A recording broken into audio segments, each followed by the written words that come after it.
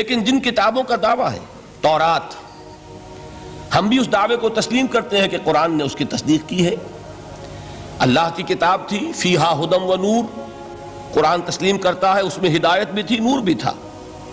لیکن یہ کہ تورات کے ماننے والے خود تسلیم کرتے ہیں کہ وہ اصل تورات آج دنیا میں کہیں موجود نہیں۔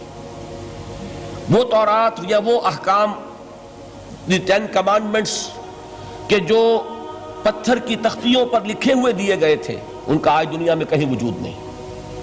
پھر یہ کہ مزید حضرت موسیٰ علیہ السلام سے جو 5 کتابیں منسوب ہیں، سفر پیدائش اور سفر خروج وغیرہ، ان کتابوں کے بارے میں بھی یہ سب تسلیم کرتے ہیں کہ 7ویں صدی قبل مسیح میں جو ایک بہت بڑا حملہ ہوا تھا، یروشلم برباد ہوا، پہلے اسیریوں نے حملہ کیا، پھر بیبیلونیا کا بادشاہ نیبوکڈ نظر، اس نے شدید حملہ کیا، یروشلم کو تباہ کیا، اینٹ کی اینٹ بجا دی۔ اس کے بعد سے وہ اصل نسخہ تورات کا پوری دنیا میں کہیں نہیں۔ 150 برس تقریباً یہودی ایک طرح کی جلاوطنی کے عالم میں رہے، اسیری کے حالت میں رہے بیبیلونیا میں۔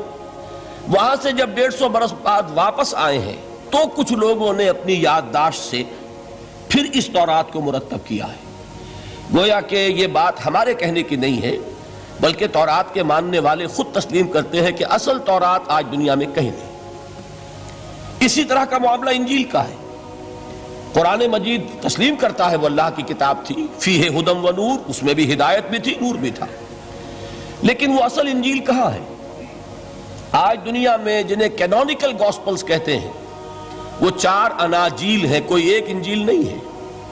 میں نے ایک مرتبہ ایک پادری صاحب سے سوال کیا تھا اپنے زمانہ طالب علمی میں کہ which one of them is Bible, تو انہوں نے بڑا پیارا جواب دیا تھا، میں ان کی ذہانت کو خراج تحسین ادا کرتا ہوں۔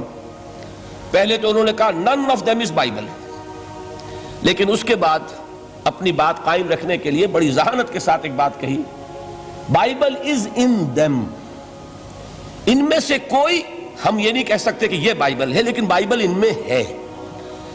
ویسے آپ کے علم میں ہوگا کہ 100 سے زیادہ تھیں یہ اناجیل کہ جن میں انتخاب کیا گیا تھا، تقریباً 302 میں غالباً وہ نیکیا کی یہ کاؤنسل ہوئی تھی رومن ایمپرر کے زیر اہتمام، ان میں سے 4 کو چنا گیا تھا۔ یہ کینونیکل ہے، باقی اپوکریفل ہے، وہ غیر قانونی ہے۔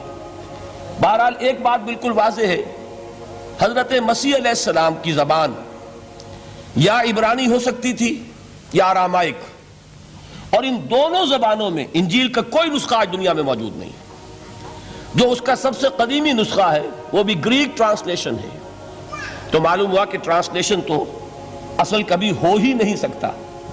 واقعہ یہ ہے کہ کسی بھی زبان سے کسی دوسری کتاب کو جوں کا تو منتقل کرنا ممکن نہیں۔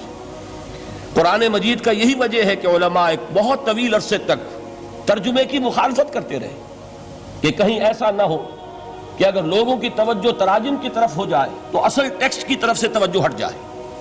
لہذا آپ کے شاید علم میں ہو کہ جب پہلی مرتبہ ہندوستان میں امام الہند حضرت شاہ ولی اللہ دہلوی رحمۃ اللہ علیہ نے فارسی میں ترجمہ کیا تو بعض علماء نے ان کے خلاف باقاعدہ شورش برپا کی کہ آپ نے ایک غلط کام کیا ہے، قرآن مجید کا ترجمہ نہیں ہونا چاہیے، اس لیے کہ ترجمہ اصل نہیں ہوتا۔ آپ یقین کے ساتھ کبھی نہیں کہہ سکتے کہ آپ نے ایک زبان کے مفہوم کو دوسری زبان میں جوں کا تو ادا کر دیا۔ بہرحال ان دونوں کتابوں کے بارے میں ان کے اپنے ماننے والے اس بات کا اعتراف کرتے ہیں کہ وہ اصل کتابیں کہیں نہیں، اور دنیا میں